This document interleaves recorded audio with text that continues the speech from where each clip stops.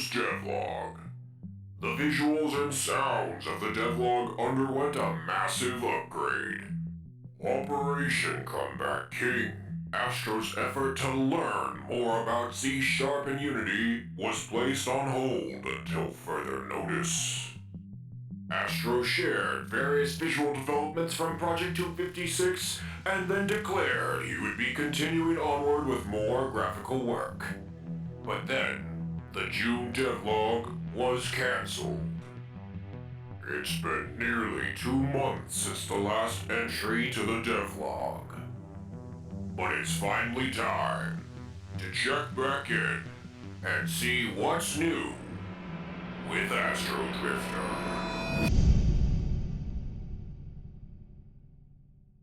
This is Houston, contact with a test. 1, 2, 3, 4, 5, 4, 3, 2. Choose to go to the moon in this decade and do the other thing. Not because they are easy, but because they This is a new and strange environment at first. Just suddenly finding yourself in orbit. Godspeed, Jonathan. All right, lift off and the clock has started. Yes, sir. Reading it loud and clear. Four computers now have primary control of critical vehicle functions. Discovery Houston, I've got a good picture of Steve. Discovery Houston, right here. Discovery, no throttle.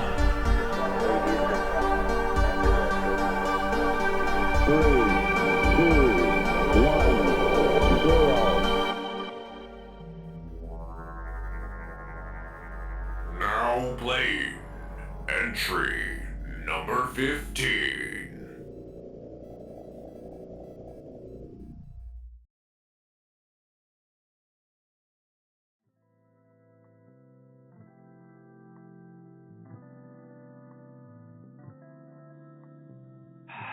Man, come on. Can't this thing go any faster? I missed last month and all I've been posting is clips of previous logs. I need to put something out ASAP. Hey, wait a second. What's that panel down there?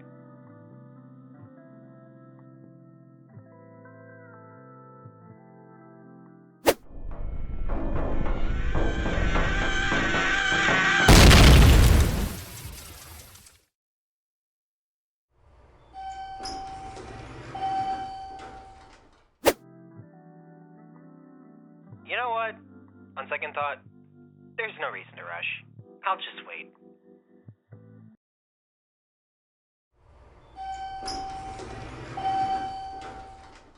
Man, thank goodness I avoided making the same mistake twice. Otherwise, people will start saying that I'm...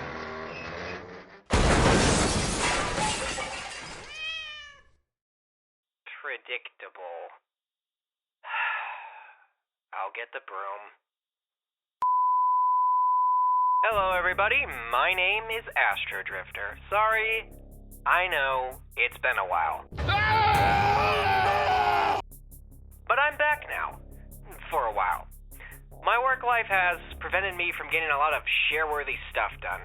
Summer at my workplace is notoriously more chaotic than the rest of the year. Normally by the time I get home, I look like one of these guys from Dark Souls. So hopefully, with the summer months coming to a close, things will calm down and I can get back to business. Speaking of business, let's get down to it, shall we?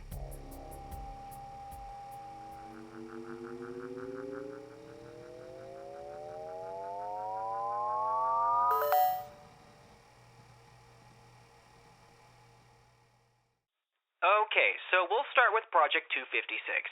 I've worked on a few big picture things, but the majority of what I've actually knocked out is small scale, sort of one-day build type stuff. So, in order to get through all of it, we're going to do a quickfire round.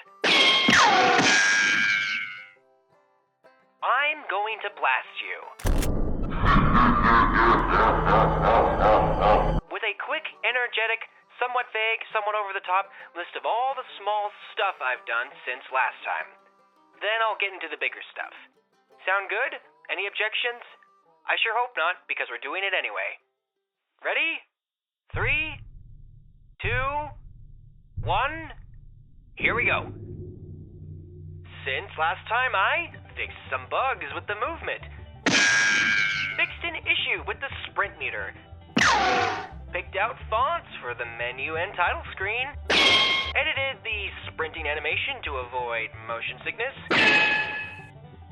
and made minimap assets for the hallways, fuel cells, and super fuel cells. Boom! I just summed up over a month's work in less than 30 seconds. Huh. You know, this sort of makes me wonder why I don't just do my devlogs like this instead. Anyways, with that out of the way, let's talk about the big stuff. First off, do you see any major differences between these two clips?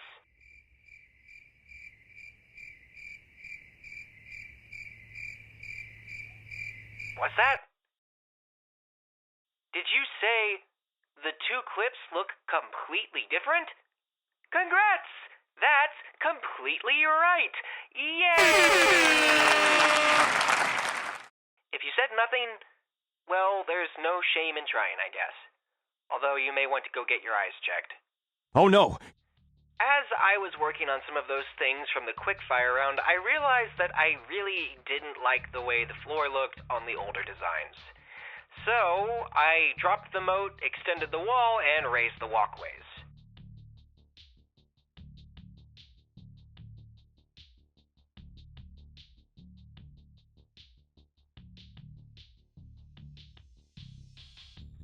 And while it sounds easy, this actually took me almost a full week because I had to redo all of the textures.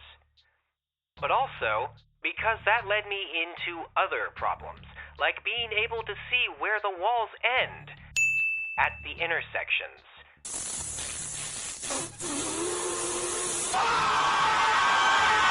And also that the walkways sort of just looked like they were floating up in the air, which was not the effect I was trying to go for.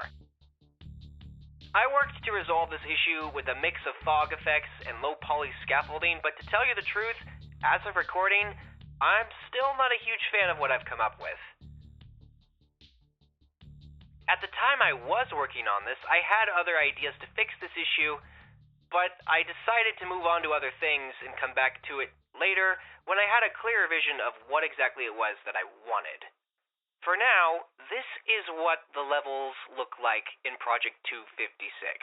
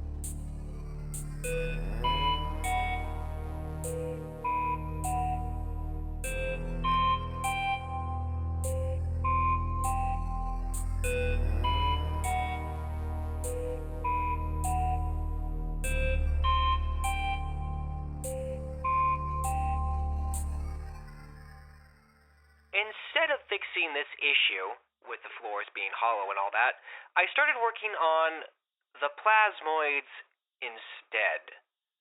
Now, the last time I talked about these guys, I told you I wasn't going to share anything visual about them. And while that's still sort of true, I do need to say that I have been working on more visuals for them. So, instead of not showing you anything, how about this? I will share small little bits and bobs of what's going into their designs, but I'll never share the full result. Sound good? Great. I don't know why I'm asking. By the time you reply, it'll be too late to stop me. Unless one of you travels back in time and stops me at this exact moment.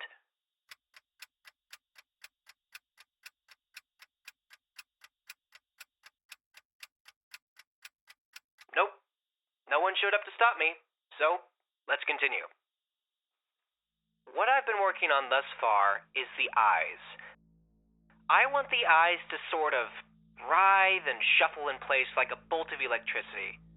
And visually, I'm getting some pretty good results so far. However, mechanically, I have some concerns. The system I came up with to make this work on day one of this project may not actually work as well as I originally thought. Go figure. Without getting too deep into the weeds, here's how the faces for these guys were supposed to work. Instead of having dedicated topology on a model for the eyes, like most 3D models do, I thought it would be more effective to actually have two models, one for the body and one for the face. The face model is just a flat plane that projects an image of the eyes. I could animate the image of the eyes with the sprite sheet or something, while the plane just follows the same rigging and animation as the main body.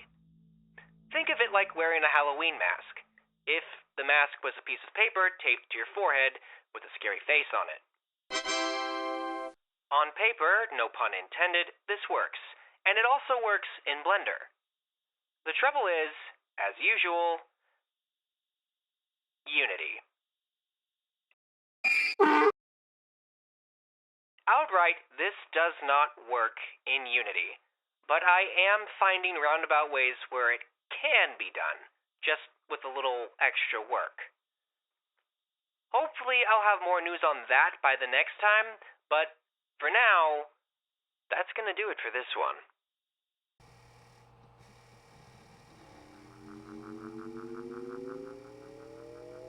Hey, whoa, wait a second. I'm not done yet. While that's everything I've done with Project 256, I still have something else that I'd like to talk about. Remember in the last video when I mentioned that I may be competing in an upcoming cosplay competition at Anime Nebraska in 2025?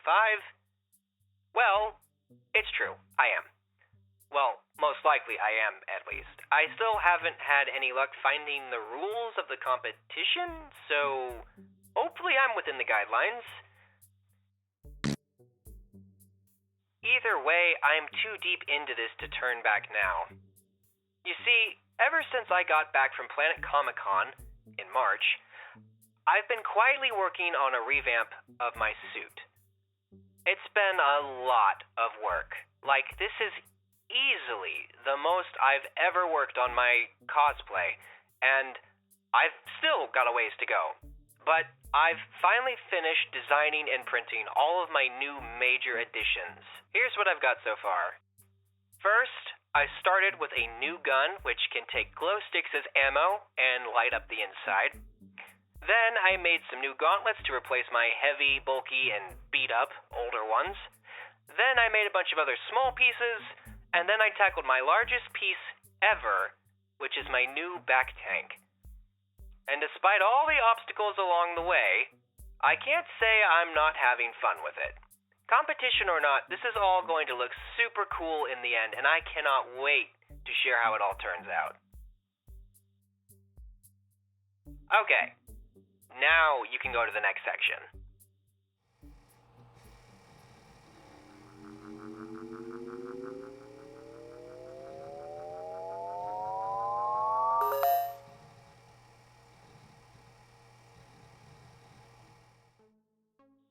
Okay, I'm going to try to make this quick, because this video is starting to get a little long. At the risk of saying the same thing 3 times in a row, what's up next for Project 256 is visual work. Specifically, I want to have the entire visual makeup of a single plasmoid done by the time I see you next month. It's kind of a lofty goal for a number of reasons, but I think I can knock it out if I put my mind to it. Once I have one done, hopefully I'll be able to just knock out the rest by following the steps I took to make the first one. I may have mentioned this before, but I'm also starting to work on the soundtrack. I have a few small tracks put together, but most of them aren't worth sharing yet. With a little luck, I may have something for that next month as well. As far as cosplay stuff is concerned, I have a lot more planning, sanding, and painting to do. But assuming the weather isn't too crazy over the next few weeks, I should be able to have things wrapped up by mid-August. Otherwise, we may have a problem, because my deadline is September. Alright. Now, with all that said, let's bring this thing to a close.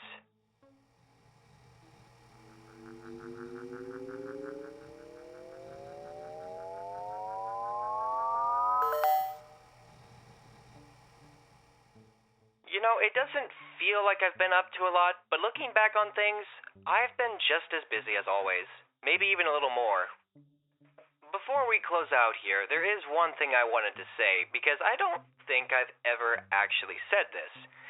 These logs do not cover everything I've worked on, just the things that I think you guys will find the most interesting.